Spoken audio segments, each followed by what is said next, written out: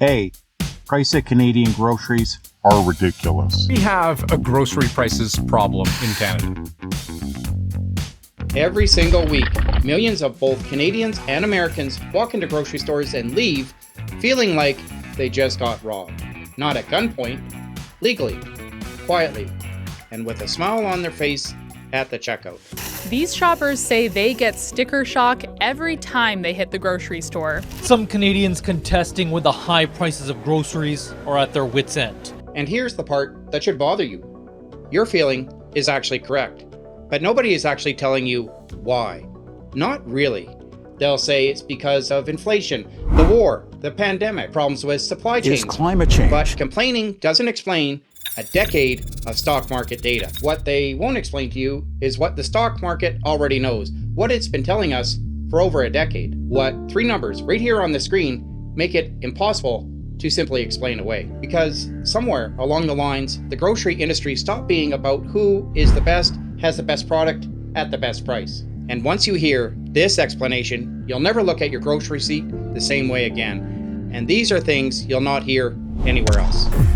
Before we dive in, just a quick reminder. I am not a licensed financial advisor or mortgage specialist. This video is for informational and entertainment purposes only and reflects my own opinions and experiences. Since everyone's financial situation is different, please do your own research. You can find the full legal disclaimer in the description below. We're told from the time we're old enough to understand economics that capitalism protects you as a consumer. And honestly, most of us just absorb this without questioning it. The logic works like this. If one company charges too much, you can simply go to another company. That's how it's supposed to work. Anyway, competition keeps companies honest. So let me ask you something. When was the last time you looked at your grocery receipt and thought, yeah, that's fair?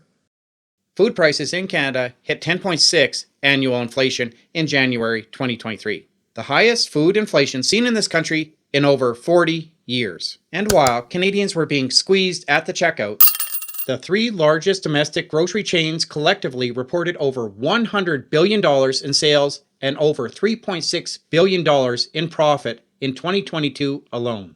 Prices at a 40-year high, profits also at record highs. That's not supposed to happen in a competitive market. That's actually the opposite of what's supposed to happen. Now, before I go any further, I want to be clear about someone watching from the United States. Everything that I'm about to show you applies there too.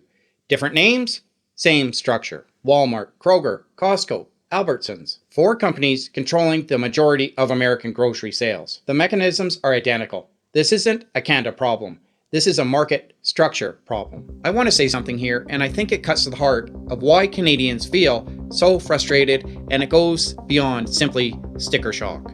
That because of higher food prices, households are actually eating less. More than half say they use credit cards, loans, or lines of credit to pay for groceries. A container of strawberries is like $14 now compared to what it used to be. I see people buying very little, craft dinner, a couple bananas, a loaf of bread. We live in a society that promises open market capitalism. The idea that competition among companies produces better products at lower prices, and that the best product or company wins because of what it offers, not because of how large it is. That's the promise, but here's what's actually happening. Consumers are being steered systematically across multiple industries towards a select amount of products from a select amount of vendors from companies that are owned by the same dominant parent corporation. The appearance of choice exists. The reality of choice is actually far different. We cannot simply go somewhere else because somewhere else is frequently a different banner of the same building, of the same corporation. That is not a free market. This is not capitalism. This is an oligopoly wearing the costume of capitalism. And the middle class is paying the price for that costume. We'll come back to that, but let me show you what the illusion of choice actually looks like in practice. When you leave your grocery store, how many real other alternatives do you actually have? You might actually say, I shop at No Frills, not Loblaws. No Frills is owned by Loblaws. Zers, Loblaws. Real Canadian Superstore, Loblaws. Value Mart, Loblaws. Over 2,400 different stores, one company. What about Sobeys? That's the same company as IGA, Safeway, Food Boy, Foodland, all the same company. Metro, same company as Food Basics and several other companies. The Federal Competition Bureau found that the top 5 retailers control approximately 80% of the market. And the 3 dominant players, Loblaws, Sobeys, and Metro, are so entrenched that the government's own competition watchdog published a report in 2023 with a title that says everything. Canada needs more grocery competition. That's not a consumer advocate. That's not a YouTube channel. That's Canada's federal regulatory body saying the market isn't competitive enough. If that doesn't validate what you feel every time you go through the checkout, I don't know what will. In case we haven't met, I'm Aaron, a 20-year corporate accountant, and talk about things on this channel that I would want to watch. Real numbers, real data, things that impact me every day, and I talk about mistakes that I've made in the past, so hopefully you don't make them as well. If all of this sounds like something you'd be interested in, consider subscribing to my channel. Now, I want to introduce you to 2 concepts that economists have named. Concepts that explain not only why prices went up, but why they remain up and fail to come down against markets that are supposedly competing against each other. I'm not paranoid enough to think, oh, they're all secretly meeting and collaborating. Nothing like that. I don't believe that at all. But there's something going on that we're just not seeing. The first is called opportunistic pricing, also called seller's inflation. Here's the mechanism. When there's widespread chaos going on, geopolitical tensions, a war, a pandemic, supply chain disruptions, it becomes very difficult, near impossible, for consumers and regulators to pinpoint accurately any one specific cause of price increases. Everything goes up. The noise drowns out the signal. Last week, 30 pounds was $3.20. Research from the Economic Policy Institute found that rising corporate profits accounted for over 40% of price increases between 2019 and mid-2022, compared to profits historically explaining only about 11 to 12% of prices. In other words, companies were raising prices significantly faster than their actual costs. And even as of mid-2024, profits were still explaining roughly a third of ongoing price growth since 2019. As everyone knows, the chaos lifts, yet prices don't come down. And here's something worth noting. The Economic Policy Institute research that I just cited, that was published about the United States market. Corporate profits explaining over 40% of price increases. That's an American study describing an American problem. When I tell you that Canada and America are using the same playbook, that's not opinion. That's the data. Here's a wild idea. If grocery stores are making as much money as everybody knows they are, why can't they fix their grocery carts? Ever. The second mechanism is called tacit collusion, or what I simply call herd pricing. And here's why this one is subtle. It requires no secret meeting, no conspiracy, no group chat messages. In a market with only a few select dominant players, an oligopoly, they watch each other carefully. When one raises prices and nobody follows, they lose customers. But when one raises prices and every other company follows, everybody wins, because a price war would hurt everyone, all of the companies. So they all end up benefiting. No one called anyone. They simply just watched the leader, ran the same calculation, and moved in the same direction. Policy researcher Aaron Van Singen says Canada's grocery giants are taking more than their fair share. Research into this dynamic found that in concentrated markets, firms refrain from lowering prices and raise prices only when they expect other firms to do the same. And critically, financial investors can actually punish companies who don't raise prices when their competitors do. Wall Street creates the incentive for them to raise prices even when their costs don't justify the price increases. When raising prices are rewarded by shareholders and your competitors are doing it too, what's the incentive to hold the line and not raise prices? Hey, do me a favor. If you're getting something out of this video, would you hit the like button, or even better, the hype button? Thanks so much. Here's where I want to show you something rather than just tell you. Because you can debate margins, you can debate supply chain costs. You can have economists argue on both sides, but the stock market doesn't lie about what is actually happening. Over the last 10 years, Loblaws has delivered an annualized return of 18.1%. The S&P 500, the benchmark for the entire US stock market, averaged 12.8% per year over the same period.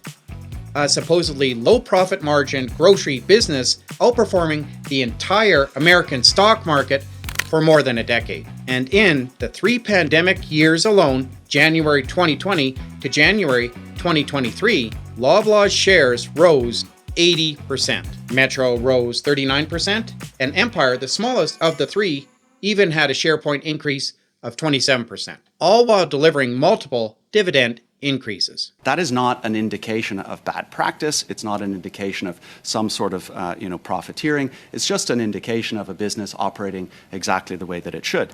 I do agree with pretty much everything he said. The system is working exactly as it should, as was intended. One analyst described the pandemic as the perfect storm for them in a good sense. A perfect storm for them, not for the Canadians standing in a long lineup wondering how a bag of groceries got to $140. If prices were rising purely because costs were rising, profit margins would have stayed flat. That's accounting 101. Revenue goes up, costs go up by the same amount, profit margins stay flat. But profit margins grew, profits doubled in some cases, and the stock market reflected all of it. Numbers don't lie. I don't think you listen. I think you The just... market was paying for something, and that something was expanding margins. Now, at this point, you might be thinking, why didn't the government do something about this? Didn't they call all 3 executives to Ottawa? Grocery executives have repeatedly been called to Parliament Hill to face questions over rising food prices. Yes, they did, several times. Let me walk you through the events of what happened because the sequence is important. March 2023. The CEOs of Loblaws, Metro, and Empire were summoned before a House of Commons Agriculture Committee. Thursday, the Prime Minister announced the leaders of the big 5 food retailers will be in Ottawa to help MPs build a blueprint to tackle food inflation. Under questioning, all 3 denied that their companies were raising prices beyond what their costs justified. Galen Weston stated that the idea groceries are causing food inflation is not only false, it's impossible. The CEO of Empire said, and I'm paraphrasing, no matter how many times you say it, write it, or tweet it, it simply isn't true. September 2023, Prime Minister Justin Trudeau called the CEOs to Ottawa to give them a Thanksgiving deadline. We expect to hear from them by Thanksgiving on what their plan is to stabilize prices. Produce a concrete plan to stabilize food prices or face consequences. October 2023, when the Thanksgiving deadline passed with little to show for it, an NDP motion passed unanimously in the Agriculture Committee to call the CEOs back again. The NDP MP who introduced the motion said we're 22 months into food prices being unaffordable, and they show no sign of coming back down. December 2023, the main policy outcome emerging from all of this was something called a Grocery Code of Conduct, a voluntary set of guidelines meant to regulate how grocery chains deal with their suppliers. Not price caps, not mandatory pricing limits, voluntary guidelines. And Loblaws and Walmart both refused to sign it, with Galen Weston telling Parliament that the code, as written, would actually raise prices as opposed to lowering them. The result of all these hearings, all these appearances in Ottawa, all this political theater, a voluntary and unenforceable code that the largest dominant player in the market declined to adopt. No windfall tax, no mandatory pricing controls. No new competition legislation with real teeth. The prices are still up, the profits are still up, and the CEOs went back to running their businesses. For my American viewers, your equivalent was the Senate hearings on grocery prices in 2024 and in 2025, where the same dynamics played out. Executives testified, senators pushed back, and prices remained where they are. Ottawa, Washington, different places, different buildings, same result. Most of the time, tactical collusion isn't provable in court. Companies watch each other and move together, but proving a formal agreement is extremely difficult. There is one case that happened in Canadian groceries that went far beyond parallel pricing. And if you bought a loaf of bread at any point in the last 2 decades, you were part of it. In 2017, investigators uncovered an industry-wide price-fixing arrangement involving packaged bread in Canada. The scheme ran for at least 14 years. According to court documents, at least $1.50 was artificially added to the price of every loaf of bread sold during that period. Loblaws, Canada Bread, and Weston Foods were among those implicated. In 2023, Canada Bread was fined $50 million, the largest price-fixing fine in Canadian history at that time. In July 2024, Loblaws and its parent company George Weston agreed to pay $500 million to settle the class action lawsuit, the largest antitrust settlement in Canadian history. Cases against Sobeys, Metro, Walmart Canada, and Giant Tiger are still ongoing. Here's the detail that I said we'd come back to. When the national Loblaws boycott started in spring of 2024 and Canadians just had enough and refused to shop there, Galen Weston called it misguided criticism. Weeks later, his company agreed to pay $500 million. Maybe not so misguided after all. In case we haven't met, I'm Aaron, a 20-year corporate accountant living in Western Canada. I talk about personal finance and investing. I try to represent the middle class the best that I can and give real solid data and research to back up everything that I talk about. I try to provide practical solutions to everyday problems. If this sounds like something you'd be interested in, consider subscribing to my channel. I want to be fair here because fairness is important. These executives appeared before Parliament and gave their answers. Galen Weston stated that on a $25 basket of groceries, Loblaws makes about $1 in profit, or a 4% profit margin. And on the food segment alone, that might be technically accurate. But here's what economists have pointed out that CEOs did not address. If profits rose because costs rose proportionately, profit margins should have stayed flat or even compressed. Instead, they grew. Loblaws' net earnings increased from just over $1 billion in 2019 to $2.2 billion in 2022. You cannot pass along cost increases and then some, and then claim you're not expanding your margins. The accounting doesn't support it. As of Q1 2025, Loblaw reported profits of $503 million, up 9.6% year over year. Metro reported $220 million, up 17.6%. Empire reported $173 million, up 16.1%. These are not numbers that describe a crisis. These are numbers that describe a very good quarter. Meanwhile, the people running these companies earned the following in recent years. Loblaw CEO Per Bank, $22.1 million in 2023, his first year in the role. That figure dropped to $11.63 million in 2024. Metro CEO Eric Laflèche, $5.4 million in 2023. Empire CEO Michael Medline, $7.9 million in 2024. These are people that told Parliament under questioning that they are not profiting from your grocery bill. This is a question that I want to answer directly because I think the answer surprises people. Have grocery prices ever meaningfully come back down? The historical data on Canadian food prices shows a consistent ratchet pattern. Prices go up during a disruption or chaos. An energy shock, a problem in another country, a war, a pandemic, supply chain issues, and then they hit a new plateau and remain there. They do not reverse.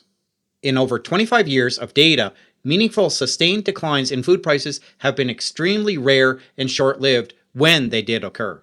The word economists use for this is price stickiness. Once prices reset upwards, companies have no competitive incentive to lower them. Their costs have stabilized at the new level. Their competitors are charging at the new level. Their shareholders are expecting returns, profit margins from the new level. And the consumer have normalized prices and accepted them as the new norm because where else are you going to go? While overall inflation has slowed in recent months, prices are still increasing. It's just that they're not increasing as quickly. Compared to last year, overall grocery prices have risen nearly 3%. Food prices went up by 0.5% from July to August. That's the fastest monthly increase since fall of 2022. Inflation slowing means prices rise less quickly. It does not mean that the grocery prices from 2019 will ever come back. That grocery bill is gone. This is the new level that we're at now. Hey, do me a favor. If you're getting something out of this video, would you hit the like button, or better yet, the hype button, which appears after you hit the like button? Much appreciated. One more thing that I want to address because it happens every time there's a new merger or acquisition. Companies will usually say that they're consolidating and merging because this will create operational efficiencies which will benefit the consumer in the end. It's worth asking, when has this actually happened? When Loblaws acquired Shoppers Drug Mart in 2014 for $12.4 billion, did prices come down? When Empire acquired Safeway for $5.8 billion, did Sobeys drop their prices? The academic literature on retail grocery mergers is fairly consistent at this point. The efficiency gains from consolidation of other companies typically goes to the shareholders, not to check out prices. Margins improve, dividends increase, and share buyback programs expand. The consumer gets a loyalty points program and perhaps a store brand cereal. There's a reason that the Competition Bureau cited in 2023 that Canada needs more grocery competition. Not that the existing consolidation hasn't served customers well. Their words, not mine. There's a phrase that keeps popping into my head, coming to me every time I think of this situation. I heard it on a video describing how billionaires are buying up trailer parks in the US. When billionaires buy out the trailers and charge people rent in order to keep the trailers on those lots, well, the residents really have no choice but to pay the increase in rent because they can't afford to move, they don't own the land, the leverage is entirely one-sided, and someone asked the only one question that really matters: where else are they going to go? That same question applies here with uncomfortable precision. You need food. You need to buy it somewhere. The three dominant chains control the vast majority of the market and operate under multiple banners that create the appearance of competition where very little functional competition actually exists.